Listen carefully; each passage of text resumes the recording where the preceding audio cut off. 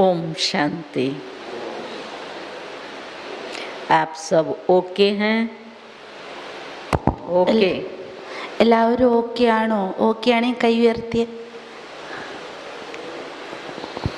आज सुबह से रिटर्न जर्नी की बातें सुन रहे हैं, तो रिटर्न जर्नी की फिर साथ साथ तैयारी शुरू कर दी. രാവിലെ മുതൽ റിട്ടേൺ ജേണിയെക്കുറിച്ചുള്ള കാര്യങ്ങളല്ലേ കേട്ടുകൊണ്ട് വന്നത്. അതിലേക്കുള്ള തയ്യാറെടുപ്പൊക്കെ ആരംഭിച്ചോന്ന് ചോദിക്കും. ആരംഭിച്ചിട്ടുണ്ടെങ്കിൽ കൈ ഉയർത്താം. ബെഞ്ചി പെർമിഷൻ തന്നിട്ടുണ്ട്, ചെറുതായിട്ട് ഉത്തരം പറയാം, പക്ഷെ ഇതിൻ്റെ പുറത്തില്ല. आपका प्रश्न का उत्तर देगा. अब जो भी प्रश्न पूछेंगे वो उत्तर देगा. आपने जो आज सारा दिन सुना उसमें से आपको कोई क्वेश्चन है? ദീദി ചോദിക്കുകയാണ്, ഇന്ന് മുഴുവൻ ദിവസം എന്തൊക്കെ ക്ലാസ് കേട്ടോ, അതിൽ നിന്നും എന്തെങ്കിലും നിങ്ങൾക്ക് ഇങ്ങോട്ട് ചോദ്യം ചോദിക്കാനുണ്ടോ? ഉണ്ടോ? എന്തെങ്കിലും ഡൗട്ട്സോ അഥവാ അതിനെപ്പറ്റി എന്തെങ്കിലും പ്രശ്നം ചോദിക്കാനുണ്ടെങ്കിൽ ദീദിയോട് ചോദിക്കാം. डाउट नहीं, समझने के लिए उसमें से कुछ अगर आपको पूछना है. അതായത് ഡൗട്ടല്ല, അതിലെന്തെങ്കിലും കാര്യങ്ങൾ ഇനിയും കുറച്ചും കൂടി കൂടുതൽ വെളിപ്പെടുത്തണം എന്നുണ്ടെങ്കിൽ, അറിയണം എന്നുണ്ടെങ്കിൽ അങ്ങനെ എന്തെങ്കിലും കാര്യങ്ങളുണ്ടോ എന്നാണ് ദീദി ചോദിക്കുന്നത്. ഉണ്ടോ?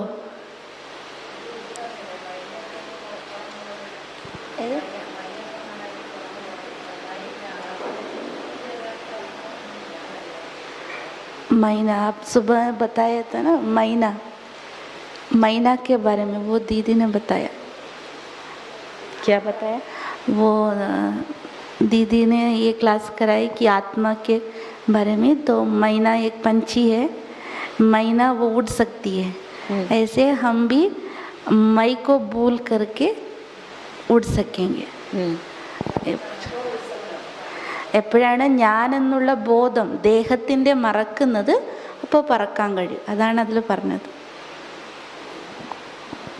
വേറെ എന്തെങ്കിലും?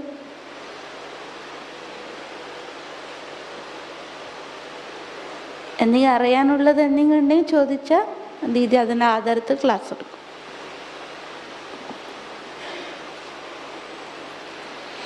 तो चलो चलते हैं अपनी उस रिटर्न जर्नी की तरफ.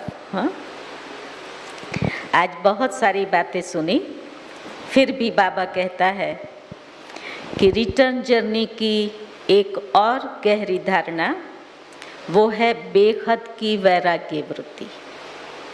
റിട്ടേൺ ജേണിയുടെ മറ്റൊരു ഉദാഹരണം അഥവാ അതിന് വ്യാഖ്യാനമാണ് പരിധിയില്ലാത്ത വിരക്തി, വൈരാഗ്യവൃത്തി. बाबा ने एक मुरली में पूछा था कि बच्चे सदैव वैराग्य वृत्ति में रहते हैं या कभी राग और कभी वैराग दोनों में चलते हैं.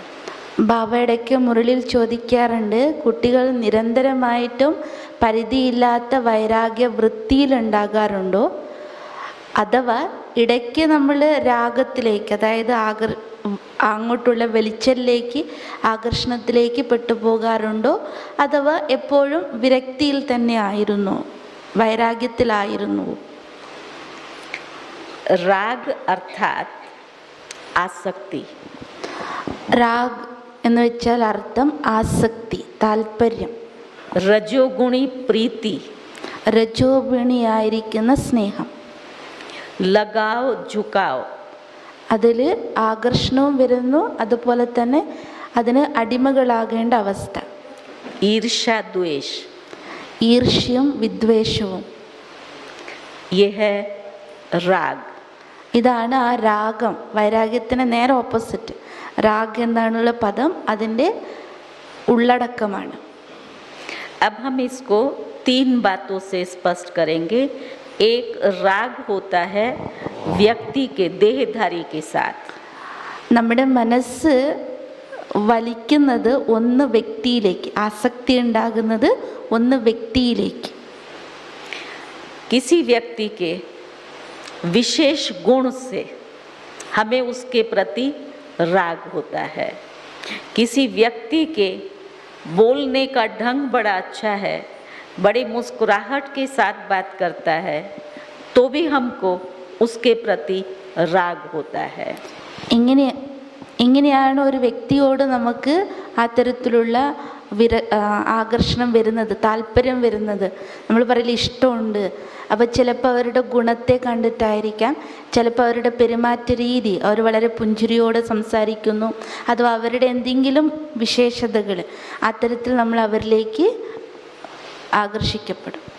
और उस व्यक्ति के राग की निशानी है, समझो अगर वो ये कहता है कि मुझे इस सेवा में किसी एक हैंड की ज़रूरत है, तो हम सामने से उसको क्या कहते हैं, मैं आपको मदद करूँगा, അതായത് ये निशानी लगाओगी.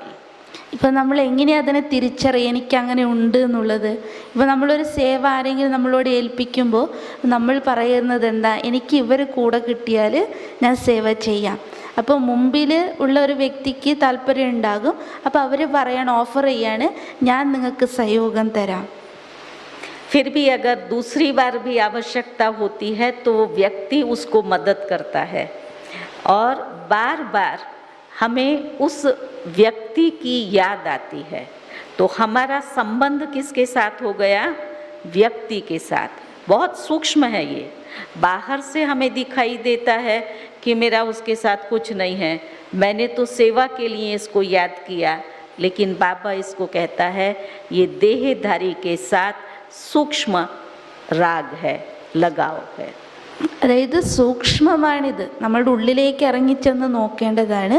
പുറമേ കാണുമ്പോൾ നമ്മൾ വിചാരിക്കുക എനിക്ക് അങ്ങനെ ആരോടും അങ്ങനെ പ്രത്യേകിച്ച് താല്പര്യമൊന്നും ഇല്ല. സേവയുടെ കാരണത്താൽ, കാരണം ആ വ്യക്തി നമ്മളെ വീണ്ടും വീണ്ടും വന്ന് സഹായിക്കുമ്പോൾ നമുക്ക് എന്തെങ്കിലും സേവ വരുമ്പോൾ നമ്മൾ ഓർക്കുന്നത് ആ വ്യക്തിയെ തന്നെയായിരിക്കും. അവരുണ്ടെങ്കിൽ നല്ലതായിരുന്നു, അവരുണ്ടെങ്കിൽ സഹയോഗം തരും.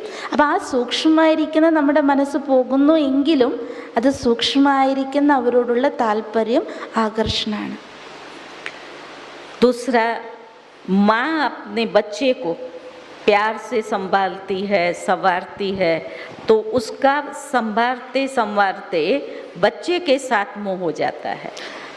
അതുപോലെ തന്നെയാണ് മാതൃസ്നേഹം, മാതൃവാത്സല്യം. അതായത് സാധാരണ എന്താ പറയുക, അമ്മയ്ക്ക് മകനോട് സ്നേഹമുണ്ട്, മക്കളോട് സ്നേഹമുണ്ട്, ശരി തന്നെ. പക്ഷെ നമ്മൾ അവരെ പരിപാലിച്ച് പരിപാലിച്ച് പരിപാലിച്ച് കുറേ കഴിയുമ്പോൾ നമുക്ക് അവിടെ എന്താ വരിക, മോഹം ഉണ്ടാവാണ്, ഒരു ആകർഷണം അവിടെ വരികയാണ്.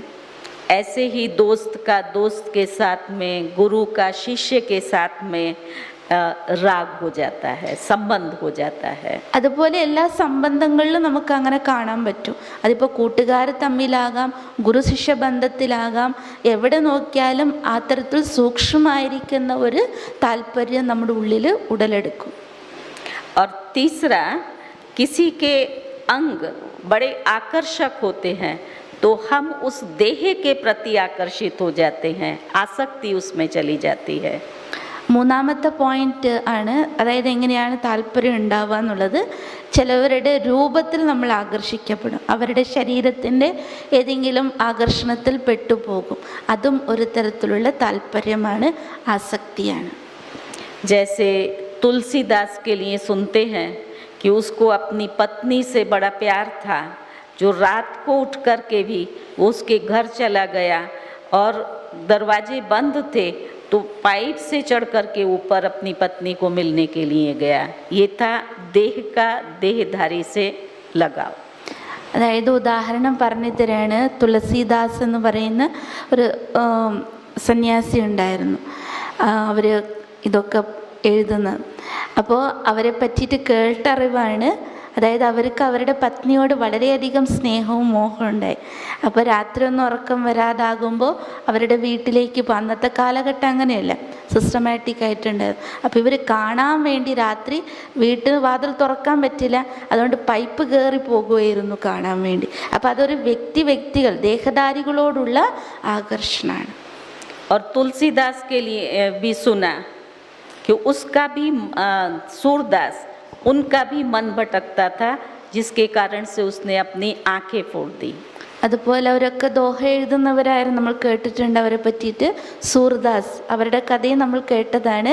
മനസ്സ് വളരെ ചഞ്ചലപ്പെട്ടു പോകുന്നത് കൊണ്ട് അമ്മമാരെ കാണുമ്പോൾ സ്വന്തം കണ്ണ് തന്നെ എടുത്തു കളഞ്ഞു എന്നാണ്. तो बाबा कहता है अगर हम देखें तो ये शरीर क्या है, इसके अंदर में हड्डी, मांसपेशियाँ, ब्लड, ये सब भरा हुआ है। इसका काल पिंजर जब देखते हैं तो भी उसको देखने से नफरत आती है। അതായത് ശരിക്കും നമ്മൾ ചിന്തിച്ചാൽ ഈ ശരീരത്തിൽ എന്താ വെച്ചിട്ടുള്ളത്, ശരിക്കും നമുക്കറിയാം ഈ ശരീരത്തിൽ എന്താ മാംസപേശികളും കുറച്ച് എല്ലും തോലും അതുപോലെ തന്നെ രക്തവും ജലം ഇതൊക്കെ കൂടിയതാണ് നമ്മുടെ ശരീരം. അപ്പോൾ ഇതിനെ നമ്മൾ നോക്കുമ്പോൾ നമുക്ക് വാസ്തവത്തിൽ അതിനോട് അത്തരത്തിലുള്ള ആകർഷണം അഥവാ ഒരു വെറുപ്പ്, തിരസ്കാരം നമുക്ക് ഉണ്ടാവേണ്ടതാണ്.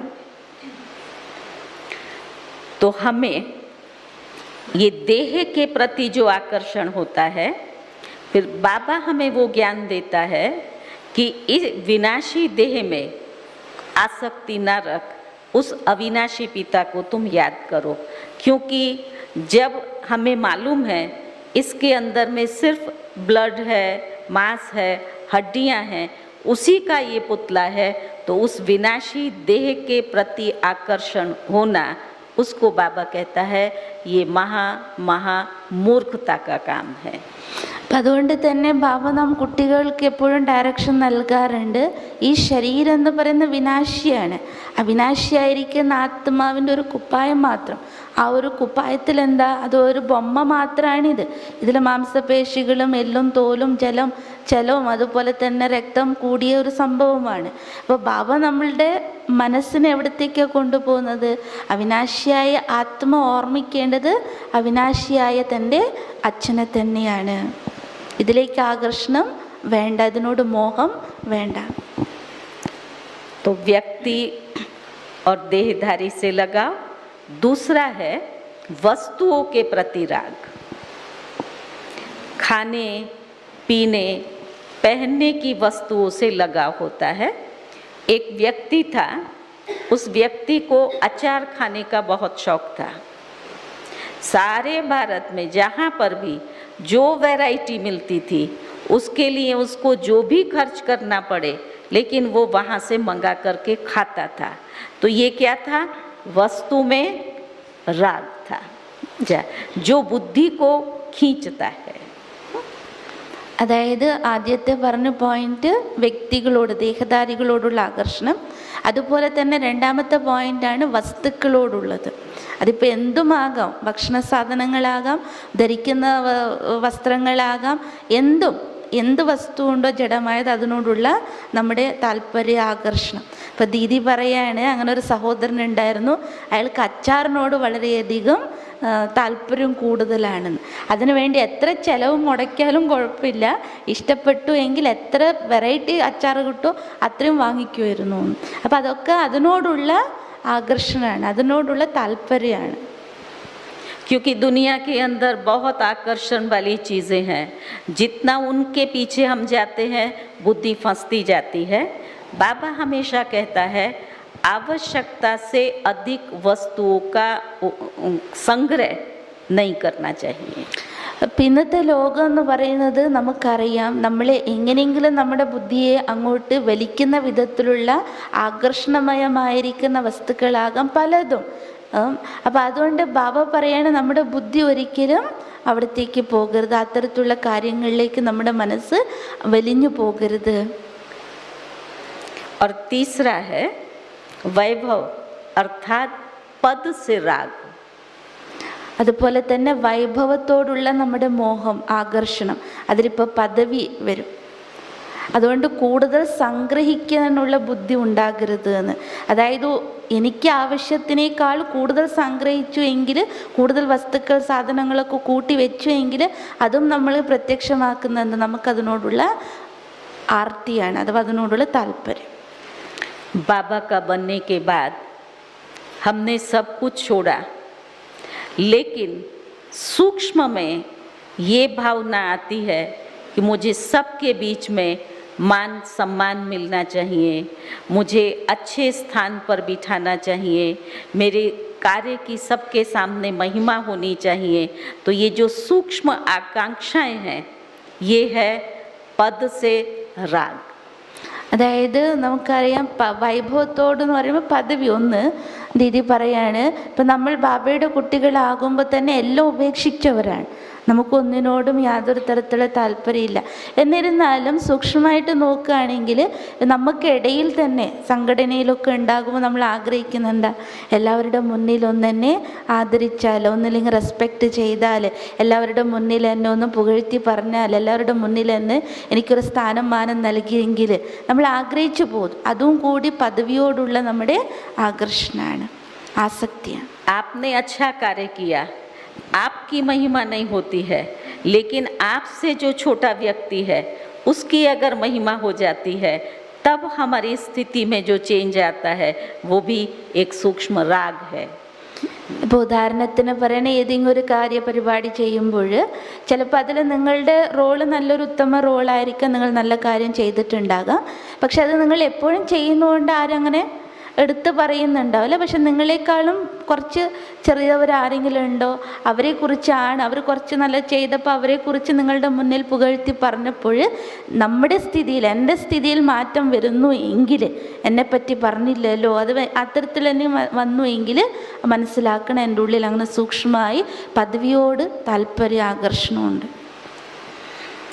तो ये है राग की स्थिति.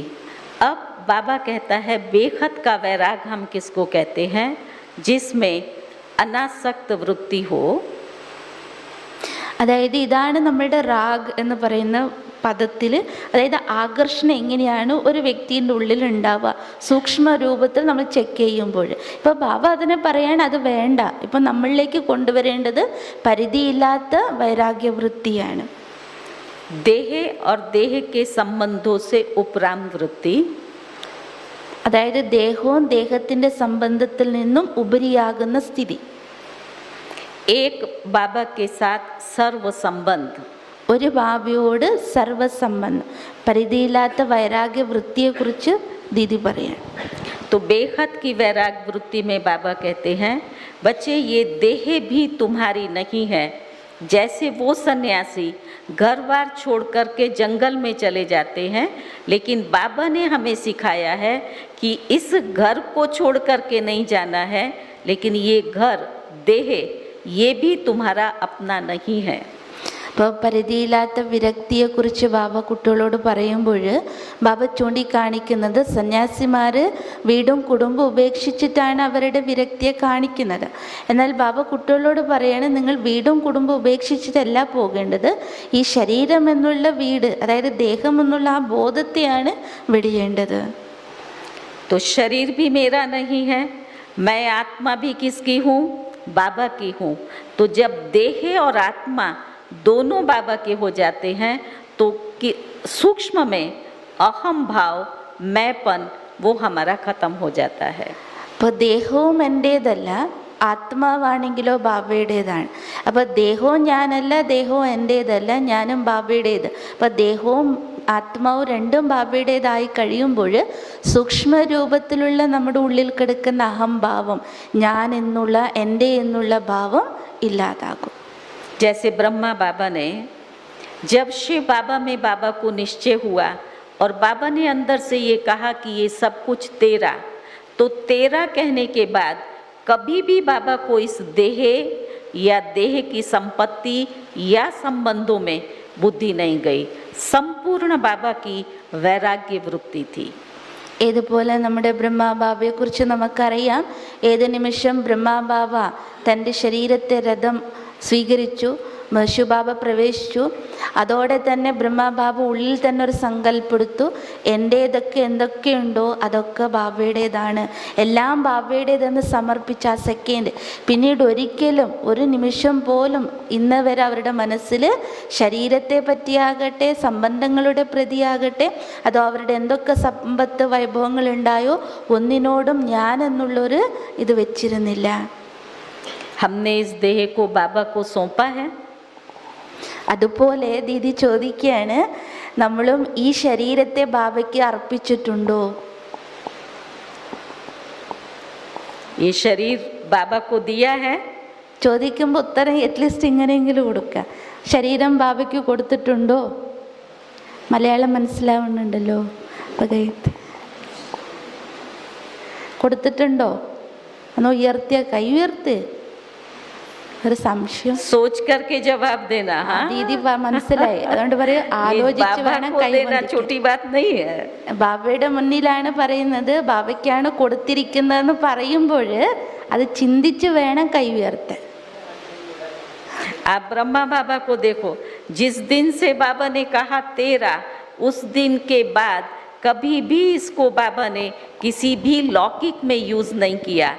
आपको लौकिक में यूज करने के लिए बाबा की श्रीमत है, यूज जरूर करो, लेकिन यूज करते हुए सूक्ष्म में भी मैं और मेरापन नहीं आना चाहिए.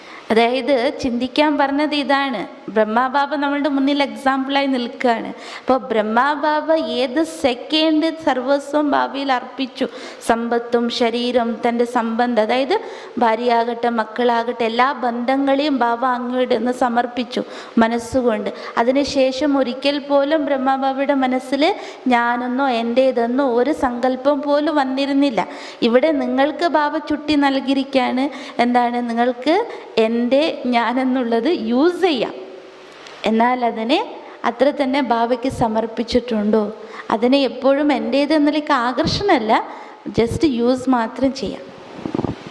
तो आपको आता है मैं करता हूँ, मेरा परिवार है, मेरा बिजनेस है, मेरे बच्चे हैं, नहीं आता है. അപ്പം അങ്ങനെ നിങ്ങൾക്ക് ഇപ്പം കൈപൊന്തിച്ചല്ലോ, അതുകൊണ്ട് ദീദി ചോദിക്കുകയാണ്, ഒരിക്കലും നിങ്ങൾക്ക് അങ്ങനെ തോന്നാറില്ലേ, എൻ്റെ പരിവാരാണ്, എൻ്റെ കുട്ടികളാണ്, എൻ്റെ ബിസിനസ്സാണ്, എൻ്റെ വീടാണ്, എൻ്റെ സ്വത്താണ്, എൻ്റേതാണ്, ഒരിക്കലും വരാറില്ല?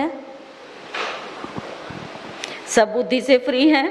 അത്രമാത്രം ബുദ്ധിയിൽ നിന്ന് നിങ്ങൾ ബാബയ്ക്ക് കൊടുത്തോ, അത്രയും ഫ്രീ ആയോ എന്ന് ചോദിക്കുന്നു. किसी भी संबंध ने बंधन ने बांधा हुआ नहीं है. യാതൊരു സംബന്ധത്തിലോ ബന്ധനത്തിലോ നിങ്ങൾ ആരും കുടുങ്ങിപ്പോയിട്ടില്ലല്ലോ. सब फ्री है. എല്ലാവരും അത്രയും ഫ്രീ ആയോ? ഇല്ലെങ്കിൽ ഇങ്ങനെ ഇല്ലാന്ന് കാണിച്ചേ ഇല്ല. അപ്പൊ സ്പഷ്ടവാ क्या बोला, इसलिए पहले हाथ नहीं उठाया उन्होंने. हाँ, हमने बुद्धि से तो बहुत कुछ समझा है, अब हमें ज़रूरत है इस चीज़ को रियलाइज करके योग साधना के द्वारा उस बंधन को भस्म करने. അപ്പം ഇപ്പോൾ നമ്മൾ ബുദ്ധി കൊണ്ട് എല്ലാ ജ്ഞാനം അറിഞ്ഞവരാണ്, പക്ഷേ അതിനെ യഥാർത്ഥ രൂപത്തിൽ തിരിച്ചറിവിലൂടെ നമ്മുടെ പ്രാക്ടിക്കൽ ലൈഫിലേക്ക് കൊണ്ടുവരണം. ബന്ധനങ്ങൾ എന്തുണ്ടോ, സംബന്ധം എന്തുണ്ടോ, അതിൽ നിന്നൊക്കെ നമ്മൾ മുക്തനാകണമെങ്കിൽ യോഗത്തിൻ്റെ പ്രയോഗത്തിലൂടെ മാത്രം സാധിക്കുള്ളൂ. क्योंकि हमें परिस्थितियों के कारण कभी कभी वैराग आता है और बस अंदर से ऐसे होता है कि मेरा तो एक बाबा दूसरा ना कोई. जब परिस्थितियाँ बदलती हैं तब हमारे संकल्पों में भी परिवर्तन आ जाता है. അതായത് സാധാരണ നമുക്കൊക്കെ ഈ അനുഭവമുണ്ട്, വലിയ എന്തെങ്കിലും പ്രശ്നങ്ങൾ വരുമ്പോൾ പരിസ്ഥിതികൾ വരുമ്പോഴൊക്കെ അപ്പോൾ ഞാൻ പറയും എൻ്റെ ബാബ, എനിക്ക് ബാബയല്ലാതെ വേറെ ആരുമില്ല. പരിസ്ഥിതി ഒന്നങ്ങോട്ട് മാറിപ്പോയാൽ പഴയതൊക്കെ വീണ്ടും തിരിച്ചു വന്നു. जैसे लौकिक में एक राजा हुआ गोपी चंद, बाबा भी मुरली में कई बार उसका मिसाल देते हैं. तो गोपी चंद का अपनी पत्नी के साथ बहुत प्यार था और बहुत ज़्यादा प्यार था, लेकिन उसने एक बार देखा कि उसकी पत्नी किसी दूसरे के साथ उसका संबंध था. उसने जब इस दृश्य को देखा तो उसको बड़ा वैराग आया और इतना वैराग आया जो उसने सारा राज भाग सब छोड़ करके जंगल में चला गया. ഇപ്പോൾ ബ്രഹ്മബാബയുടെ അനുഭവത്തിലൂടെ ബ്രഹ്മബാബ ഒരു കഥ പറഞ്ഞിരുന്നു. ഒരു രാജാവ് ഉണ്ടായിരുന്നു, അത് പലപ്പോഴും ബാബ മുരളിയിൽ പറയാറുണ്ട്. ഗോപിചന്ദ് എന്ന് പറഞ്ഞ രാജാവ്. അപ്പോൾ അവർക്ക് തൻ്റെ പത്നിയായ റാണിയോട് അതിയായ മോഹവും ഉണ്ടായിരുന്നു. പക്ഷേ ഒരു നാൾ ആ ഒരു കണ്ടുപിടിക്കേണ്ടതായി വന്നു. അതായത് പത്നി മറ്റൊരാളുമായിട്ടുള്ള സംബന്ധത്തിൽ, അതായത് അവരോടുള്ള സ്നേഹം അങ്ങോട്ട് മാറുകയും ഇത് നേരിട്ട് കണ്ട് രാജാവിന് വല്ലാത്ത വിരക്തി വന്നു, അവരോട് വല്ലാത്ത തിരസ്കാരം വന്നു. ടോട്ടലി രാജ്യവും രാജ്യ സൗഭാഗ്യങ്ങളെല്ലാം ഉപേക്ഷിച്ച് പോയി. जंगल में जाकर के उसने साधना की. काफ़ी वर्ष हो गया साधना करते करते. एक बार रास्ते से कहाँ गुजर रहा था, चांदनी रात थी, तब उसने देखा कि सड़क के ऊपर रास्ते में कुछ पड़ा हुआ चमक रहा है, तो उसको लगा कि ये कुछ चांदी की चीज़ पड़ी हुई है। उसने उसको उठाया, और जब उसने उठाया तो वो किसी व्यक्ति ने, पान खाते हैं तो पान खा करके थूका हुआ था, जिसमें सिल्वर कलर जैसी सुपारी थी, वो रात की रोशनी में, चंद्रमा की रोशनी में चमक रही थी। और जैसे उसने उसको उठाया और उसको पता पड़ा कि ये तो खराब चीज़ है, गंदी चीज़ है, तब उसको फिर से अपने मन से ये वैराग आया, अरे गोपीचंद, तुमने सारे राजभाग को छोड़ा, अपने धन से भरे हुए भंडारों को छोड़ा, लेकिन यहाँ इतनी छोटी सी चीज़ ने तुम्हारी बुद्धि को खींच लिया। അപ്പം ആ രാജാവ് എല്ലാം ഉപേക്ഷിച്ച് കാട്ടിൽ പോയി. കാട്ടിൽ വളരെ വർഷങ്ങൾ സാധനം തപസ് ചെയ്തു. ശേഷം അയാൾ കാടുമാർഗത്തിലൂടെ ഇങ്ങനെ സഞ്ചരിച്ചുകൊണ്ടിരിക്കുക. ഒരു ദിവസം രാത്രി, പൗർണമി ദിവസം ചന്ദ്രൻ്റെ വെളിച്ചത്തിൽ ഇങ്ങനെ നടന്നുകൊണ്ടിരിക്കുമ്പോൾ ആ കാട്ടിൽ എവിടെയോ ഒരു സ്ഥലത്ത് വെച്ച് എന്തോ തിളങ്ങുന്നതായി കണ്ടു. അപ്പോൾ അവരുടെ ബുദ്ധി അതിലേക്ക് പോയി, ഇതെന്തോ വെള്ളിയുടെ സാധനമെന്ന് പറഞ്ഞ് പെട്ടെന്ന് പോയി കൈകൊണ്ടൊന്ന് തൊട്ടെടുത്തപ്പോൾ അതാരോ ഈ പാന് കഴിച്ച സുപാരി പാനുണ്ടല്ലോ, അത് കഴിച്ച് തുപ്പിയതായിരുന്നു അത്. അപ്പോൾ അതിലുള്ള ആ സുപാരിയായിരുന്നു അങ്ങനെ തിളങ്ങി കണ്ടത്. പെട്ടെന്ന് തന്നെ അവരുടെ മനസ്സിൽ സ്വയമിനോട് തന്നെ ഒരു വിരക്തി വന്നു. ഹേ ഗോപിചന്ദേ, നീ നിൻ്റെ രാജ്യത്തെയും നിൻ്റെ തന്നെ സമ്പത്താൽ നിറഞ്ഞിരുന്ന ഭണ്ഡാരത്തെ, ഖജനാവയെയും എല്ലാം ഉപേക്ഷിച്ച് വന്നു. എന്നാൽ ഈ ഒരു ചെറിയൊരു തിളക്കം കണ്ടപ്പോഴേക്കും നിൻ്റെ മനസ്സ് അതിലേക്ക് പോയില്ലേ? तो ऐसा क्यों हुआ? क्योंकि उसको पत्नी के कारण से वैराग आया, इसलिए उसने राज्य भाग्य छोड़ा, लेकिन वस्तुओं से वैराग नहीं था। तब उसको बोध हुआ और उसने उसका त्याग किया। ऐसे ही हम भी बाबा के बच्चे कई बार ज्ञान के आधार से, कई परिस्थितियों के कारण कुछ वस्तुओं से हमारा वैराग त्याग होता है, लेकिन सूक्ष्म में लगाव रहता है जो बुद्धि को खींचती है। അതെന്തുകൊണ്ട് അങ്ങനെ സംഭവിച്ചു? ഇത്രയൊക്കെ സമ്പത്ത് ത്യജിച്ചു വന്ന വ്യക്തിക്ക് ഒരു ചെറിയൊരു മിന്നൽ കണ്ടപ്പോൾ അതിന് വെള്ളി എന്നുള്ള തോന്നലിലേക്ക് പോകാനും, അപ്പോൾ അവിടെ അതിന് കാരണം ഇതാണ്. പത്നിയോടുള്ള ആകർഷണമുണ്ട്, മോഹമുണ്ട്. പക്ഷെ പത്നി വേറൊരാളോടൊപ്പമാണെന്ന് കണ്ടപ്പോൾ തോന്നിയിരിക്കുന്ന ആ ഒരു സമയത്തിൻ്റെ തിരസ്കാരവും വിരക്തി, ആ ഒരു വൈരാഗ്യമാണ് ഇവിടത്തേക്ക് എത്തിച്ചത്. പക്ഷെ ആ വ്യക്തിക്ക് എന്തുണ്ടായിരുന്നില്ല? വസ്തുക്കളോട് അത്തരത്തിലുള്ള മോഹം, വിരക്തി ഒന്നും ഉണ്ടായിരുന്നില്ല. എന്നതുപോലെ തന്നെ നമ്മുടെ ജീവിതത്തിലും നമ്മൾ സൂക്ഷ്മമായിട്ട് നോക്കുമ്പോൾ നമുക്ക് സ്ഥൂലമായിരിക്കുന്ന വസ്തുക്കളോട് നമുക്ക് എന്തുണ്ടാകുന്നില്ല? വിരക്തി എന്നുള്ള സംഭവം ഉണ്ടാകുന്നില്ല. സൂക്ഷ്മമായിട്ട് നമ്മളുടെ ഉള്ളിൽ ഒരു താല്പര്യം, ആകർഷണം ഉണ്ടാകുന്നുണ്ട്. हमें छुड़ाया नहीं है। जैसे सन्यासी जंगल में चले जाते हैं, बाबा ने घर गृहस्थ में रहते हुए, इस शरीर में रहते हुए हमारी आत्मिक वृत्ति बनाई है। बहुत सूक्ष्म एक समझने की बात है। उन सन्यासियों में और हमारे में जो अंतर है, वो घर बार छोड़ कर के जाते हैं, परिस्थिति के कारण से वशीभूत होकर छोड़ते हैं, लेकिन यहाँ बाबा ने नॉलेज से हमारी आत्मिक वृत्ति बनाई है। അതായത് നേരത്തെ പറഞ്ഞതുപോലെ സന്യാസിമാർ സ്വയം വീടും കുടുംബം ഉപേക്ഷിച്ച് ചില പരീക്ഷണങ്ങളുടെ കാരണം കൊണ്ട് അവരെല്ലാം വിരക്തി വന്നു പോകുന്നു. എന്നാൽ ഇവിടെ ബാബ നമ്മളെ കൊണ്ട് അത്തരത്തിൽ ഉപേക്ഷിക്കുന്നു, വീടും കുടുംബമൊക്കെ ഉപേക്ഷിക്കാൻ ഒരിക്കലും പറഞ്ഞിട്ടില്ല. എന്നാൽ ബാബ നാം കുട്ടികൾക്ക് സത്യമായിരിക്കുന്ന ജ്ഞാനം പകർന്നു നൽകി നമ്മുടെ വൃത്തിയെ മാറ്റുകയാണ് ചെയ്തത്. അതുകൊണ്ട് അവർക്കും നമുക്കുള്ള വ്യത്യാസം ഇതാണ്. അവർ വീടും കുടുംബവും ഉപേക്ഷിച്ചു പോകുന്നു, എന്നാൽ നമ്മൾ വീട്ടിലിരുന്നു കൊണ്ട് എല്ലാം പരിപാലിച്ചുകൊണ്ട് നമ്മുടെ ആത്മവൃത്തിയെ ഉയർത്തുകയാണ് ചെയ്യുന്നത്. वृत्ति के लिए बाबा ने अभ्यास कराया। बाबा ने कहा वो जाते हैं जंगल में, हमें बाबा ने कहा बच्चे ये सारी दुनिया ही जंगल है, तो कहाँ जाएंगे? അപ്പോൾ ബാബ നമ്മുടെ വൃത്തി അത്തരത്തിൽ മാറ്റിയിരിക്കുകയാണ്. അവർ കാട്ടിലേക്കാണ് പോകുന്നത്. ഇത് കൊണ്ടുവരാൻ വിരക്തിയെ കൊണ്ടുവരാൻ, ആ വൃത്തിയുടെ മാറ്റം കൊണ്ടുവരാൻ വേണ്ടി കാട്ടിൽ പോകുന്നു. എന്നാൽ ബാബ കുട്ടികൾക്ക് പറഞ്ഞു തന്നിരിക്കുന്ന എന്താണ്? ഇന്ന് ഈ മുഴുവൻ ലോകം തന്നെ നമുക്ക് എന്താണ്? കാടിന് തുല്യമാണ്.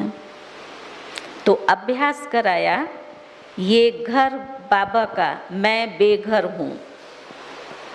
അതായത് ബാബ അഭ്യാസം ചെയ്യിപ്പിച്ചത് എങ്ങനെയാണ്? ഈ ശരീരം എൻ്റെ വീടായിരുന്നു ഇതുവരെ, ഇപ്പോൾ ഞാൻ വീടില്ലാത്തവനായിരിക്കുകയാണ്. ഈ ശരീരം ബാബയുടേതായി.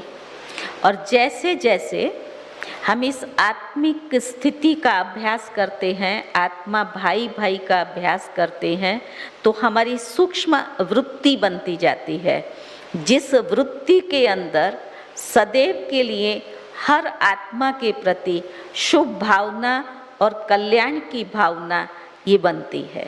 അപ്പം എത്രത്തോളം നമ്മൾ ഈ ഒരു ആത്മവൃത്തിയെ ഉണർത്തി നിൽക്കുന്നുവോ സ്വയമിൻ്റെ പ്രതി, അതായത് ഞാൻ വീടില്ലാത്തവനാണ്, ദേഹമില്ലാത്തവനാണ്, ഞാൻ ദേഹിയാണ്, ആത്മാവാണെന്നുള്ളത്. രണ്ടാമത്തത് മറ്റുള്ളവരെ കാണുമ്പോഴും ആത്മാക്കളാണെന്ന രൂപത്തിൽ കാണുന്നതിലൂടെ എത്രമാത്രം ആ ആത്മവൃത്തിയെ നമ്മൾ ഉണർത്തുന്നോ അത്ര തന്നെ എൻ്റെ ഉള്ളിൽ സ്വാഭാവികമായി തന്നെ സർവ്വ ആത്മാക്കളോടുള്ള കല്യാണ ഭാവന, ശുഭഭാവന, അത്തരത്തിലുള്ള ഭാവന എൻ്റെ ഉള്ളിൽ ഉണ്ടാവുകയാണ്. तो इस आत्मिक वृत्ति को बनाने का हम सबको बड़ा गहरा अभ्यास चाहिए. അപ്പം അത്തരത്തിലുള്ള ഒരു ആത്മീയ വൃത്തിയെ ഞാൻ കൊണ്ടുവരണമെങ്കിൽ വളരെ അഗാധമായിരിക്കുന്ന തപസ് ആവശ്യമാണ്, പ്രയത്നം, അഭ്യാസം ആവശ്യമാണ്. जैसे बाबा ने ये अभ्यास किया कि मैं आत्मा, मैं जगत पिता हूँ, तो जगत पिता समझने से हर आत्मा को बाबा बच्चे की दृष्टि से देखता था. ये मेरे बच्चे हैं, ये मेरे बच्चे हैं. उनके अंदर चाहे कितनी भी कमज़ोरियाँ क्यों नहीं थी, बाबा ने उन कमज़ोरियों को ना देख करके बच्चा समझा और अपनी उस श्रेष्ठ वृत्ति से उन्होंने कमज़ोरियों को भी ख़त्म किया. ഇതുപോലെ ബാബ അഭ്യാസം ചെയ്തത് അങ്ങനെയാണ്. ശിവബാബ പറഞ്ഞു, നീ ജഗത് പിതാവാണ്, ആ ഒരു തരത്തിലുള്ള ശ്രേഷ്ഠ വൃത്തി കൊണ്ടുവരണം. ഏത് നിമിഷം ബ്രഹ്മബാബയിൽ ആ ഒരു വൃത്തി ഉണർന്നു, ഞാൻ ജഗത് പിതാവാണ്. അപ്പോൾ കാണുന്ന എല്ലാ ആത്മാക്കളുടെ പ്രതിയും ഉണ്ടായിരുന്ന ഭാവന ഇതാണ്, ഇത് എൻ്റെ കുട്ടികളാണ്, എൻ്റെ കുട്ടികളാണ്. അപ്പോൾ സ്വന്തം കുട്ടിയാകുമ്പോൾ അവരിൽ എന്ത് തന്നെ കുറ്റങ്ങളും കുറവുകളും കണ്ടിരുന്നാലും അനുഭവപ്പെട്ടിരുന്നാലും ഒരിക്കലും അവരെ കുറ്റപ്പെടുത്താതെ ഓട്ടോമാറ്റിക്കലി ബ്രഹ്മബാബിയിൽ ഉണ്ടായിരിക്കുന്ന ആ ശ്രേഷ്ഠമായിരിക്കുന്ന വൃത്തിയുടെ ആധാരത്തിലൂടെ അവരിലുള്ള കുറ്റങ്ങളും കുറവുകളൊക്കെ ഇല്ലാതായിത്തീരുമായിരുന്നു. तो बाबा तो पिता था, लेकिन हम बच्चों के लिए बाबा कहता है, तुम ब्राह्मण सारी सृष्टि में सबसे ऊंच से ऊंच परमात्मा की श्रेष्ठ रचना हो. इस वृत्ति को जब हम बना लेते हैं, तब हर आत्मा के प्रति हमारे जो भी पुराने हिसाब किताब वाली वृत्तियाँ होती हैं, धीरे धीरे उन सब में परिवर्तन आता है. അപ്പോൾ ബ്രഹ്മബാബയ്ക്ക് ഉണ്ടായിരുന്ന വൃത്തി അതായിരുന്നു, ജഗത് പിതാവാണ് എന്നുള്ളത്. അതല്ലല്ലോ നമ്മുടെ കാര്യത്തിൽ. അപ്പോൾ നമ്മളോട് ബാബ പറഞ്ഞിരിക്കുന്ന ഏത് സ്മൃതിയാണ്? നിങ്ങൾ ശ്രേഷ്ഠ ബ്രാഹ്മണർ ഇന്ന് ലോകത്തിൽ വെച്ച് ഏറ്റവും ശ്രേഷ്ഠരായിരിക്കുന്ന ശ്രേഷ്ഠനായ പരമാത്മാവിൻ്റെ ആദിരചനകളാണ്. അപ്പോൾ ആ വൃത്തി എത്രത്തോളം എന്നിൽ ഉടലെടുക്കുന്നു, എൻ്റെ ഉള്ളിൽ ഉണർന്നിരിക്കുന്നു, അത്ര തന്നെ എന്താകുന്നു, നമ്മുടെ ഉള്ളിൽ കിടക്കുന്ന കർമ്മത്തിൻ്റെ കണക്കനുസരിച്ചുള്ള മറ്റുള്ള ആത്മാക്കളുടെ പ്രതിയുള്ള നമ്മുടെ വൃത്തി, നമ്മുടെ ആറ്റിറ്റ്യൂഡ് എന്തൊക്കെയുണ്ടോ അതൊക്കെ നമ്മളിൽ നിന്നും വിട്ടകന്നു പോകും. तो आपको लगता है सारी सृष्टि के अंदर सबसे बड़े हम हैं? कल की मुरली में बार बार बाबा ने कहा तुम बड़े से बड़े आदमी हो, तो ऐसे महसूस होता है? അപ്പോൾ ദീദി ചോദിക്കുകയാണ്, ഇന്നലെയൊക്കെ ബാബ മുരളിയിൽ അത്തരത്തിലുള്ള ഒരു ലഹരിയുടെ പോയിന്റ് പറഞ്ഞു, മുഴുവൻ ലോകത്തിൽ വെച്ച് ഏറ്റവും വലിയ വ്യക്തികളാണ് നിങ്ങളൊക്കെ എന്ന്. അതുപോലെ ദീദി പറയാണ്, ഇപ്പം നിങ്ങൾക്ക് ഓരോരുത്തർക്ക് അങ്ങനെ അനുഭവപ്പെടുന്നുണ്ടോ? ഞാൻ ഈ ലോകത്തിലെ ശ്രേഷ്ഠനായ പിതാവിൻ്റെ രചനയാണ്, ശ്രേഷ്ഠ ആത്മാവാണ്, അത്തരത്തിൽ അനുഭവപ്പെടുന്നുണ്ടോ? ഉണ്ടാ? अंदर से ये निकल गया, हम केरलियन हैं, हम गुजराती हैं, हम ये हैं, हम सब परमात्मा की ऊंचे से ऊंची रचना, हम ब्राह्मण हैं, ये सबको पक्का है. അല്ലെങ്കിൽ ഞാൻ കേരളക്കാരനാണ്, ഗുജറാത്തിൽ നിന്ന് വന്നതാണ്, അല്ലെങ്കിൽ ഹൈദരാബാദിൽ നിന്ന് വന്നതാണ്, ഇത്തരത്തിലുള്ള വൃത്തി വരാറുണ്ടോ? അല്ലെങ്കിൽ ഞാൻ ശ്രേഷ്ഠ ബ്രാഹ്മണനാണ്, ആ ഒരു ആത്മസ്ഥിതിയാണോ ഉള്ളത്? എന്താ പക്കാണോ? नॉलेज से तो बहुत पक्का समझा है, लेकिन आता है उसमें परसेंटेज आ जाता है. അതായത് ജ്ഞാനം നമ്മൾ മനസ്സിലാക്കിയിട്ടുണ്ട്, അതിൻ്റെ ആധാരത്തിൽ നമ്മൾ ഈ ചോദ്യത്തിന് ഉത്തരം പെട്ടെന്ന് കൊടുക്കും. പക്ഷേ അത് ശേഷം നമ്മളൊരു വാക്ക് ഉപയോഗിക്കും, പക്ഷേ എന്നുള്ളത്. അവിടെയാണ് കുഴപ്പം. तो ये लेकिन जो आता है ना, इससे सिद्ध होता है कि अभी आत्मा पुराने संस्कार के वशीभूत है. और बाबा कहता है वशीभूत अर्थात भूत. तो भूत क्या करता है? परेशान करता है. तो बच्चों ने भी समझा जरूर है, लेकिन पुराने संस्कारों के वशीभूत होने के कारण समय प्रति समय परेशान होते रहते हैं. അതായത് എല്ലാ കുട്ടികളും ജ്ഞാനത്തിൻ്റെ ആധാരത്തിൽ മനസ്സിലാക്കിയവർ തന്നെയാണ്. നമ്മൾ കേരളക്കാരല്ല, ഗുജറാത്തല്ല, അതല്ല ഇതല്ല, ആത്മാവാണെന്നുള്ളത് അറിയാം. പക്ഷേ എന്ന് വരുമ്പോൾ മനസ്സിലാക്കണം, ഇപ്പോഴും നമ്മുടെ ഉള്ളിൽ എന്തുണ്ട്? പഴയ സ്വഭാവ സംസ്കാരങ്ങളുണ്ട്. അപ്പോൾ ആ സ്വഭാവ സംസ്കാരത്തെയാണ്, അഥവാ അതിനെ പോലും നമ്മൾ എന്ത് ചെയ്യണം? ഇല്ലാണ്ടാക്കണം. അതിന് വശീഭൂതരായി പോവുകയാണ്. പഴയ സംസ്കാരങ്ങൾക്ക് വശീഭൂതരാവുക പറഞ്ഞ ഭൂതം ഉണ്ടാവുക. അപ്പോൾ ഭൂതം എൻ്റെ ഉള്ളിൽ ഉണ്ടാവുകയാണെങ്കിൽ എപ്പോഴും അത് ഉപദ്രവിച്ചു കൊണ്ടിരിക്കും. अभी तक अगर हम ब्राह्मण हैं ये पक्का नहीं किया तो रिटर्न जर्नी कैसे होगी? ഇനിയും നമ്മളുടെ ഉള്ളിൽ ഞാൻ പക്കാ ബ്രാഹ്മണൻ എന്നുള്ള ഉറപ്പേ എൻ്റെ ഉള്ളിലില്ല എങ്കിൽ പിന്നെ എങ്ങനെ ഈ റിട്ടേൺ ജേണിയിലേക്ക് മടക്കയാത്ര എങ്ങനെയാ സാധിക്കുമോ? तो जाने के समय वही पुरानी संपत्ति, संबंध और ये सब खींच लेंगे आपको. തിരിച്ചു പോകാനുള്ള വിളി വന്നാൽ വീണ്ടും നമുക്ക് പഴയ വീട്, കുടുംബം, സമ്പത്ത്, ഇതൊക്കെയല്ലേ നമ്മളുടെ ഓർമ്മ വരിക. तो अब हमें चाहिए, बाबा ने कहा दिल से बेहद की वैराग्य वृत्ति. അതുകൊണ്ടാണ് ബാബ നാം കുട്ടികളോട് ആവർത്തിച്ച് പറയാറുള്ളത്, മനസ്സുകൊണ്ട് ഹൃദയത്തോടെ എനിക്ക് വേണം വിരക്തി, പരിധിയില്ലാത്ത വൈരാഗ്യവൃത്തി. तो दिल और दिमाग दो चीज़ें हैं. दिमाग से समझा, दिल क्या है? दिल है वो यथार्थ भावनाएं, संवेदनाएं. जैसे कई बार बात करते हुए हम ये शब्द कहते हैं कि इसने ऐसा बोला जो मेरा दिल टूट गया. तो दिल क्या है? दिल नहीं टूटता है, हार्ट नहीं टूटता है, लेकिन हमारी जो एक दो के प्रति भावनाएं थी वो भावनाएं टूट जाती हैं. ऐसे ही हमें ये भावनाओं में ले आना है कि वास्तव में मैं सच्चा ब्राह्मण हूँ. सिर्फ दिमाग तक नहीं रखना है. അതായത് നമ്മുടെ കയ്യിൽ രണ്ട് കാര്യങ്ങളുണ്ട്, ഒന്ന് ബുദ്ധിയുണ്ട്, മറ്റൊന്ന് ഹൃദയമുണ്ട്. അപ്പോൾ ബുദ്ധി കൊണ്ട് നമ്മളെല്ലാവരും ജ്ഞാനം മനസ്സിലാക്കി, കാര്യങ്ങളൊക്കെ നമുക്ക് മനസ്സിലായി. പക്ഷേ ഈ ഹൃദയം എന്നുള്ള സംഭവം ഉണ്ടല്ലോ, അതിലാണ് നമ്മൾ കൊണ്ടുവരേണ്ടത്. അപ്പോൾ ദീദി അതിനൊരു ഉദാഹരണം വ്യക്തമാക്കുകയാണ്. ഇപ്പോൾ ആരെങ്കിലും എന്നെ എന്തെങ്കിലും പറഞ്ഞു, ഒന്നില്ലെങ്കിൽ വഴക്ക് പറയാം, അല്ലെങ്കിൽ ഏതെങ്കിലും രൂപത്തിൽ നിന്ദിക്കാം, എന്തെങ്കിലും ചെയ്യുമ്പോൾ നമ്മൾ എന്താ സാധാരണ പറയാറ്? അവരെന്നോട് ഇങ്ങനെ പറഞ്ഞതുകൊണ്ട് എനിക്കത് വല്ലാതെ മനസ്സിന് വിഷമം തോന്നിപ്പോയി, അത് വിഷമം മനസ്സ് ഹൃദയം നുറുങ്ങിയതുപോലെ എന്ന് പറയും. അപ്പോൾ വാസ്തവത്തിൽ നമ്മുടെ ഹാർട്ടൊന്നും മുറിഞ്ഞു പോവാറില്ല, പക്ഷെ ഭാവനയ്ക്കാണ് കോട്ടം തട്ടുന്നത്. അപ്പം അതുപോലെ കേട്ടിരിക്കുന്ന എല്ലാ ജ്ഞാനവും നമ്മൾ ഭാവനയിൽ കൊണ്ടുവരണം. तो इस बात को स्पष्ट हुआ राग और वैराग. അപ്പോൾ അതെല്ലാം വ്യക്തമായില്ലേ? പരിധിയില്ലാത്ത വിരക്തി എന്ന് ബാബ പറയുമ്പോഴും നമ്മൾക്കത് നേടിയെടുക്കാൻ പറ്റാത്തതിൻ്റെ മറ്റൊരു വശം എന്താണ്? രാഗം, ആകർഷണം, താല്പര്യം, ആസക്തി. അതും വ്യക്തമായില്ലേ എന്ന് ചോദിക്കുന്നു ദീദി. വ്യക്തമായോ? हुआ. दूसरी बात, घर जाने का समय है, ये अब हमें अंदर से धुन लगी रहे, क्योंकि बाबा ने कहा है कि अंतिम समय जब हमें घर की स्मृति रहेगी तो ऑटोमेटिक हम उपराम रह सकेंगे. അതുകൊണ്ട് രണ്ടാമത്തെ പോയിന്റ് നാം ശ്രദ്ധയിൽ വെക്കേണ്ടത്, ഇപ്പോൾ റിട്ടേൺ ജേർണി എന്നത് നമുക്കറിയാം. അപ്പോൾ തിരിച്ചു പോകണം, മടക്ക യാത്രയുടെ സമയമായി എന്നുള്ള ആ ഒരു ലഹരി നമ്മളുടെ ഉള്ളിൽ ഇങ്ങനെ മുഴങ്ങിക്കൊണ്ടിരിക്കണം. അപ്പോൾ ബാബ പറയാറുണ്ട്, തിരിച്ചു പോകേണ്ട സമയമാകുമ്പോൾ അവിടത്തേക്ക് പോകണം എന്നുള്ള ആ തിടുക്കം അഥവാ അതിലേക്കുള്ള തയ്യാറെടുപ്പ്, അതിനെക്കുറിച്ചുള്ള ചിന്തനം നമ്മളുടെ ഉള്ളിൽ നടക്കണം. हमारी बड़ी दीदी मनमोहिनी दीदी थी. अंतिम समय पर हमने दीदी को देखा. लास्ट दिन में बार बार दीदी के मुख से निकलता था, अब घर जाना है, अब घर जाना है.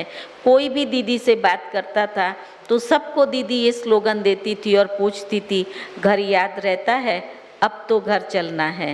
ऐसे ही हमें भी अपनी कारोबार को करते हुए लेकिन बुद्धि का जो लगाव है वो घर से रहे. अब मुझे वापस घर जाना है. അപ്പം അതുകൊണ്ട് വീട്ടിലേക്ക് പോകണം എന്നുള്ള ആ ചിന്തനം നമ്മുടെ ഉള്ളിലുണ്ടാകുമ്പോൾ എല്ലാത്തും നമുക്ക് ഉപരിയാകാൻ പറ്റും. അപ്പോൾ ദീദി പറയാണ്, നമ്മുടെ ബടി ദീദി ഉണ്ടായിരുന്നു, മൻമോഹിനി ദീദി.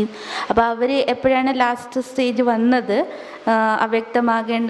ശരീരം വിടേണ്ട സമയം വന്നത്. അപ്പോൾ ആ സമയത്ത് എല്ലാവരും ദീദിയെ കാണാൻ പോകുമായിരുന്നു. അപ്പോൾ ദീദി എപ്പോഴും പറഞ്ഞുകൊണ്ടിരിക്കാറുള്ളത്, വീട് ഓർമ്മയുണ്ടോ, അല്ലെങ്കിൽ ഇപ്പോൾ വീട്ടിലേക്ക് പോകേണ്ട സമയമായി, ആരെങ്കിലും വന്ന വീട് ഓർമ്മയുണ്ടോ എന്ന് ചോദിക്കും. അപ്പോൾ നമുക്ക് അവിടത്തേക്ക് പോകണമെങ്കിൽ, എല്ലാത്തിൽ നിന്നും ഉപരിയായി മാറണമെങ്കിൽ നമ്മൾ എല്ലാ കാര്യങ്ങളും ചെയ്യണം, എല്ലാ കർമ്മങ്ങളും ചെയ്യണം, എല്ലാ ഉത്തരവാദിത്തങ്ങളും ചെയ്യണം. പക്ഷെ നമ്മുടെ മനസ്സിൻ്റെ ബന്ധം വീടിനോടായിരിക്കണം, ആകർഷണം വീടിനോടായിരിക്കണം. आप लोगों में से दीदी को किसने देखा है? ഇവിടെ ദീദിയെ കണ്ടവരാരും ആരെങ്കിലും ഉണ്ടോ? മൻമോഹൻ. क्योंकि दीदी 28 जुलाई को अव्यक्त हुई थी. അപ്പോൾ ദീദി ഉണ്ടായിരുന്നു. ദീദി 1983 ശരീരം വിടിഞ്ഞത്. घर स्मृति में रहने से हमारी वृत्ति बहुत शक्तिशाली बनती है, क्योंकि बाबा ने इस बात को स्पष्ट किया है और हम सब ने उसे महसूस किया. इन 5 तत्वों के पार छठा ब्रह्म तत्व वो हमारा घर है, जहाँ ना कोई संकल्प है, ना शरीर है. उस परम धाम की स्मृति से आत्मा को वो पावरफुल वाइब्रेशंस मिलते हैं, जिससे सूक्ष्म में अगर कोई वृत्ति कमजोरी रह भी गई है तो वो वृत्ति अथवा कमजोरी उस घर की स्मृति से नष्ट हो जाती है. ഇപ്പം ബാബ പറയാറുണ്ട്, വീടിൻ്റെ സ്മൃതി നമ്മളുടെ ഉള്ളിൽ എപ്പോഴാണ് ഉണ്ടാകുന്നത്, അപ്പം അതിലൂടെ വളരെയധികം നമ്മുടെ സ്ഥിതിയും പവർഫുള്ളായി മാറുന്നു. അതുകൊണ്ട് തന്നെ ബാബ എപ്പോഴും പറയുന്നത് എന്താ, 5ാമത്തെ തത്വം കഴിഞ്ഞ് 6ാമത്തെ തത്വമാണ്, അതാണ് നമ്മുടെ വീട്. അപ്പോൾ ആ വീടിന് നമ്മുടെ സ്മൃതി, അവിടെ ദേഹമില്ല, സങ്കല്പമില്ല. അപ്പോൾ ആ ഒരു സ്മൃതിയുടെ സ്ഥിതിയിൽ നമ്മൾ എത്രമാത്രം ഇരിക്കുന്നു, അത്ര തന്നെ നമ്മളിലേക്ക് ശക്തിയുടെ പ്രവാഹം ഉണ്ടാവുകയും അതിൻ്റെ ആധാരത്തിൽ എൻ്റെ ഉള്ളിൽ എന്താണ് സൂക്ഷ്മമായിരിക്കുന്ന വൃത്തിയിൽ മാറ്റങ്ങളുള്ളത്, ദൗർബല്യങ്ങളുള്ളത്, അതൊക്കെ എന്താകും, ഇല്ലാതാകും, നശിച്ചു പോകും. आप लोग परम धाम घर में बाबा को याद करते हैं?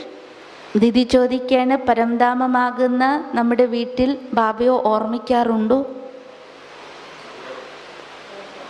करते हैं. क्या अनुभव करते हैं? അങ്ങനെ ചെയ്യുന്നുണ്ടെങ്കിൽ എന്ത് അനുഭവമാണ് ചെയ്തിരിക്കുന്നത് എന്ന് ചോദിക്കും. सुनाएंगे? കേൾപ്പിക്കുമോ എന്ന് ചോദിക്കും. ശക്തി കാണും. और घर का अनुभव क्या है? ഒരു വീടെന്ന് പറയുമ്പോൾ അവിടുത്തെ എന്താ അനുഭവം നിങ്ങൾക്ക് ഉണ്ടാകാറുള്ളത്? जी, शांति. शांति तो हम ऐसे भी बैठ जाते हैं तो शांत होते होते. ശാന്തമായി ഇരിക്കുമ്പോഴും ശാന്തിയുടെ അനുഭവം ചെയ്യാറില്ലേ? ഇപ്പം പരംധാമമാകുന്ന നമ്മുടെ വീട്ടിലിരിക്കുമ്പോൾ, അവിടെ നമ്മുടെ ഭാവിയായിട്ടുള്ള മിലനം ചെയ്യുമ്പോൾ ആ ഒരു സമയത്തുണ്ടാകുന്ന അനുഭവത്തെ ചോദിക്കാം. സൈലൻസ്. जी, विरक्ति आता है. विरक्ति आती है. जी, അതിൻ്റെ അനുഭവം ചോദിക്കുകയാണ്. എന്താ അനുഭവം?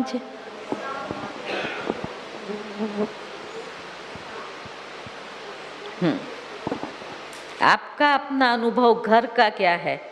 हमारे पास अनुभव होगा तो उसको आप बढ़ा सकेंगे ना. നമ്മുടെ ഉള്ളിൽ അങ്ങനെ വീടിൻ്റെ അനുഭവം ചെയ്തിട്ടുണ്ടെങ്കിൽ അതിനെ നമുക്ക് വർദ്ധിപ്പിക്കാനും കഴിയുമല്ലോ.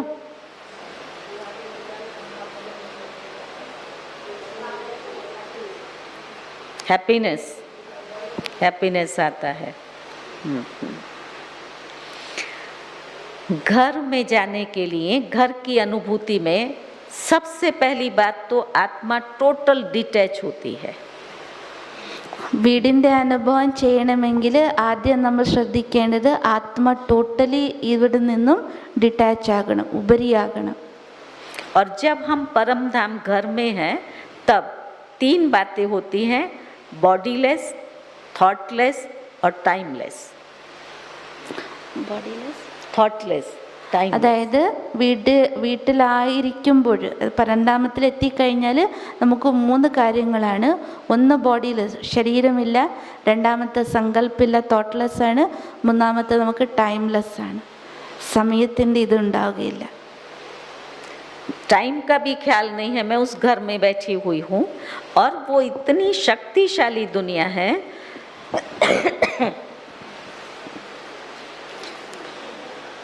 टोटल, जिसको बाबा कहता है साइलेंस पावर. और साइलेंस एक ऊर्जा का काम करती है, एनर्जी. और जब उस एनर्जी में आत्मा जाती है तो आत्मा एकदम प्योर. അപ്പം എപ്പോഴാണ് നമ്മൾ ടോട്ടലി ഈ ദേഹത്തിൻ്റെ ഈ ലോകത്തുനിന്ന് ഡിറ്റാച്ചായിട്ട് നമ്മുടെ വീട്ടിലേക്ക് എത്തുന്നത്, പരന്താമത്തിലേക്ക്? അവിടെ നമ്മൾ 3 അവസ്ഥ പറഞ്ഞല്ലോ. നമുക്ക് ശരീരത്തിൻ്റെ അനുഭവം ഇല്ല, അതുപോലെ തോട്ട്സ് ഇല്ല, അതുപോലെ സമയത്തിൻ്റെ ലിമിറ്റേഷൻ, സമയം എന്താണെന്നൊന്നും അവിടെ ആ അവസ്ഥ ഉണ്ടാകുന്നില്ല.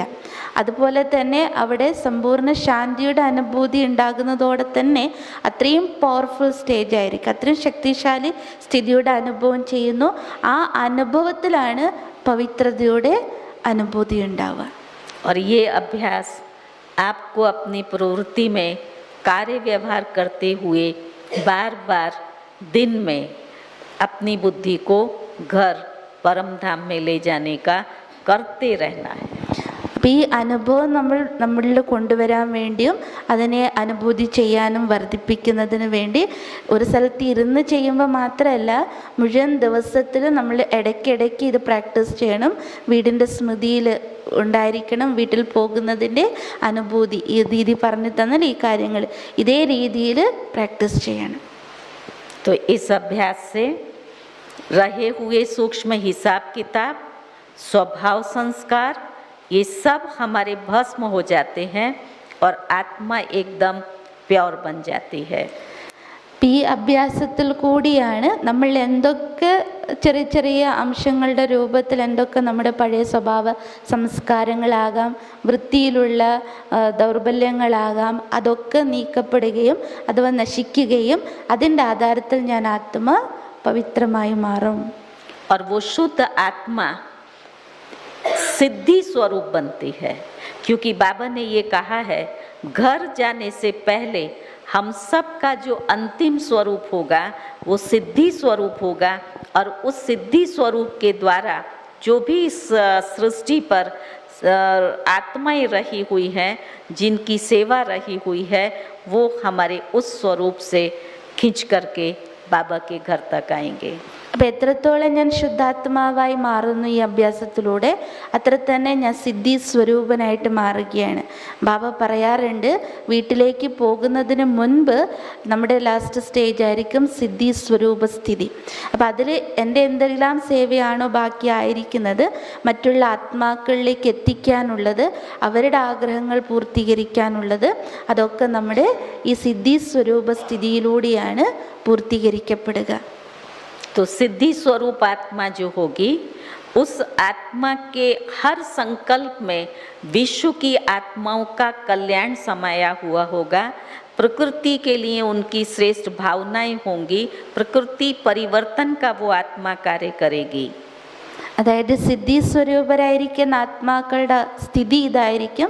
അവർക്ക് എപ്പോഴും അവരുടെ മനസ്സിൽ സർവാത്മാക്കളുടെ പ്രതി, അവരുടെ നന്മയുടെ പ്രതി കല്യാണ ഭാവന ഉണ്ടായിരിക്കും. അതുപോലെ തന്നെ പ്രകൃതിയിലും കൂടി പരിവർത്തനം ഉണ്ടാകണം, അതിനെപ്പറ്റിയുള്ള ഭാവനയും സിദ്ധി സ്വരൂപരായിരിക്കുന്ന ആത്മാക്കളിൽ എപ്പോഴും ഉണ്ടാകും. तो हमें सिद्धि स्वरूप बन करके प्रकृति का भी परिवर्तन करना है. बाबा ने ये कहा है कि अगर अभी तुम बचे इस प्रकृति को हर रोज वाइब्रेशंस देंगे, सतो प्रधान बनाने की सेवा करेंगे, तो अंत में ये प्रकृति तुम्हारी सहयोगी बनेगी.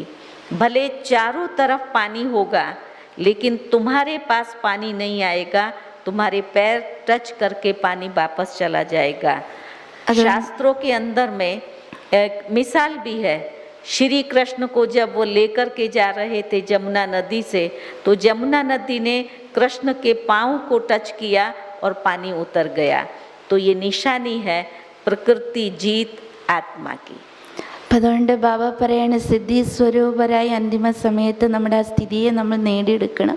അപ്പം അതുവേണ്ടി നമ്മൾ മറ്റുള്ള ആത്മാക്കൾക്കും അവരുടെ പരിവർത്തനം ചെയ്യുന്നത് പോലെ തന്നെ പ്രകൃതിയെയും കൂടി പരിവർത്തനപ്പെടുത്തുവാനുള്ള, പ്രകൃതിയെയും കൂടി സത്വപ്രധാനമാക്കി മാറ്റാനുള്ള വൈബ്രേഷൻ നമ്മളിൽ നിന്ന് പോകണം. അവരുടെ പ്രതിഭാവന നമുക്ക് ഉണ്ടാകണം. എപ്പോഴാണ് നമ്മൾ ഡെയിലി അവരുടെ പ്രതി യോഗദാനം ചെയ്യുന്നത്? അന്തിമ സമയത്ത് അത്തരത്തിലുള്ള പരീക്ഷണങ്ങളൊക്കെ വരുമ്പോഴും നമുക്ക് അതിന് യാതൊരു ബാധിക്കുകയില്ല. അപ്പോൾ ചുറ്റും വെള്ളമാണെങ്കിൽ പോലും വെള്ളം നമ്മുടെ പാദം സ്പർശിച്ചു പോകുന്നല്ലാതെ നമുക്ക് യാതൊരു തരത്തിലുള്ള ഉപദ്രവവും ചെയ്യുകയില്ല. ശാസ്ത്രത്തിൽ പോലും അതിൻ്റെ ഉദാഹരണമുണ്ട്. ശ്രീകൃഷ്ണനെ എപ്പോഴാണോ ജമുനാ നദി കടത്തി കൊണ്ടുപോകുന്ന സമയം വസുദേവർ, അപ്പോൾ നമ്മൾ കേട്ടിട്ടുണ്ട് കടൽ ഇങ്ങനെ വന്ന് കൃഷ്ണൻ്റെ പാദം തട്ടി പിന്നീട് വഴി മാറിക്കൊടുക്കുകയാണ് ചെയ്തത്. तो अभी आपको हर रोज थोड़ा समय मास्टर प्रकृति पति बन करके प्रकृति के पांचों तत्वों को सकाश देनी है, क्योंकि ये हमारे इस विश्व परिवर्तन के कार्य में सहयोगी हैं. अंत में ये सब सेवक के रूप में कार्य करेंगे. तो हमें घर जाने से पहले इस प्रकृति की भी पूर्ण सेवा करनी है. അപ്പം അതുകൊണ്ട് നമ്മൾ വീട്ടിൽ പോകുന്നതിന് മുൻപ് പ്രകൃതിയുടെ സേവയും കൂടി നമ്മൾ ചെയ്യേണ്ടതാണ്. അതുകൊണ്ട് ഡെയിലി നമ്മൾ ചെയ്യേണ്ടത് അല്പസമയം പ്രകൃതിക്കും വേണ്ടിയും കൂടി നമ്മൾ യോഗദാനം ചെയ്യേണ്ടത് ആവശ്യമാണ്. കാരണം അന്തിമ സമയത്ത് നമുക്കവർ സഹയോഗിയായി മാറുകയും രണ്ടാമത്തെ പരിവർത്തനയുടെ കാര്യത്തിൽ അവർ സേവാധാരിയായി സേവനം ചെയ്യുന്നവരായിട്ട് മാറും. इन पांचों तत्वों के साथ हमारा बड़ा जिगरी प्यार, क्योंकि भक्ति में लोग इनको देवता कहते हैं. हमारे पास नॉलेज है कि देने वाले को देवता कहा जाता है, परंतु ये हमारे सहयोगी हैं.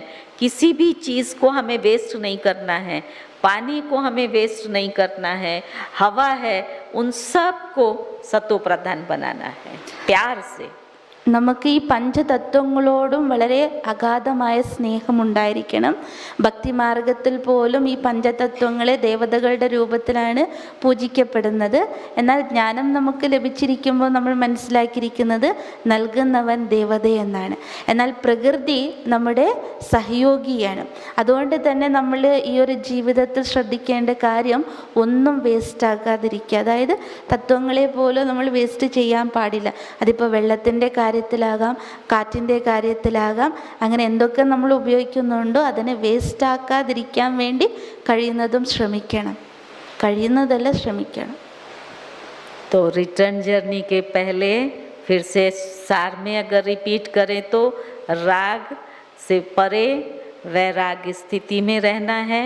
वैरागी स्थिति के साथ साथ अब घर जाना है. घर जाने के लिए घर की स्थिति हमें कर्म में रहनी चाहिए और कर्म करते करते उन प्योर वाइब्रेशन से हमारे जो भी पुराने स्वभाव संस्कार हैं उन्हों को भस्म करना है. और वो भस्म करने के बाद मैं आत्मा सिद्धि स्वरूप बनती हूँ. सिद्धि स्वरूप आत्मा ही प्रकृति जीत सो विश्व की मालिक भविष्य विश्व महाराजन आप बन सकते हैं.